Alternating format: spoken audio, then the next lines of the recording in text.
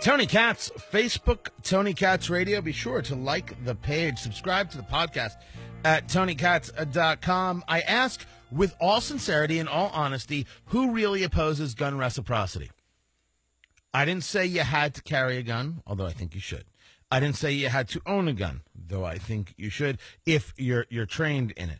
But if it's not your thing, I'm not going to force it on you, and maybe it's better that you don't. I only ask that you don't keep people like myself and others who want to engage their Second Amendment rights from being able to do so. I think that's pretty rude. But right now, going through the House, it's actually through the House, they moved to make concealed carry permits valid across state lines. So if I have a license to carry a handgun, it's oddly enough in Indiana, it's not a concealed carry permit. It's a license to carry a handgun. Indiana is silent on the issue of conceal. I can then carry it into Illinois. I should have the right to do so, or into Massachusetts, or into New York, or New Jersey, or any other state, because I have a license. And the question is, how is anybody in the country opposed to this idea? And so we can put it all together, maybe wrap it up in a bow. Let me explain to you what I mean. Right now, if you are married in the state of Florida and you move to Indiana, your marriage license is recognized. Before the Obergefell decision, if you were a same-sex couple out of Massachusetts and you moved to Indiana, you said, had to recognize your license. They had to recognize that you were married. The question is, why is it that the marriage license would have to be recognized, but somehow, shockingly, amazingly, you don't have to recognize the license to carry a firearm? The Second Amendment is right there, super easy to read. So how is it that you have to recognize the marriage license, but you don't have to recognize the license to carry a firearm?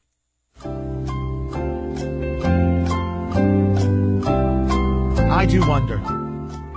It is perplexing and vexing. And this is where any argument to the contrary or to the other side falls completely and totally flat. Of course you should have to recognize the license. We do it in all sorts of ways. Driver's licenses and everything else. Of course we recognize it. The Concealed Carry Reciprocity Act passed 231 to 198. 6 Democrats voted in support of this. This is now going to go to the Senate. There is no rational argument to be made against it. It is only a hatred of the Second Amendment and those who want to partake of the Second Amendment.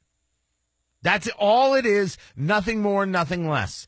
It is the unwillingness to accept the fact that people have rights and their rights go with them. And we recognize licenses in all types of ways. Of course, the firearm should be recognized as well without question. This is such a no-brainer. I'm amazed we're spending this much time on it.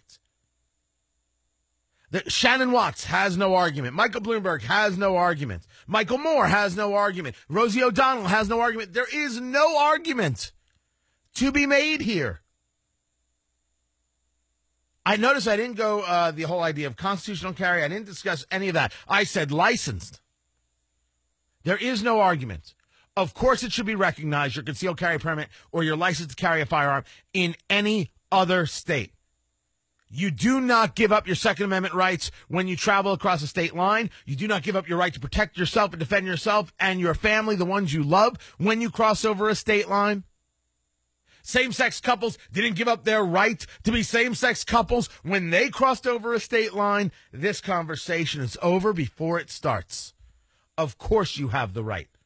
And the Senate needs to do the right thing, or we need to get the right senators in the states that refuse people to accept and recognize and value the Second Amendment. We have to get rid of those people who won't do it. We have to get rid of those people who refuse to allow us to practice our rights the way we see fit. After all, we were born this way. I'm Tony Katz. Hammer and Nigel. There's a big white guy named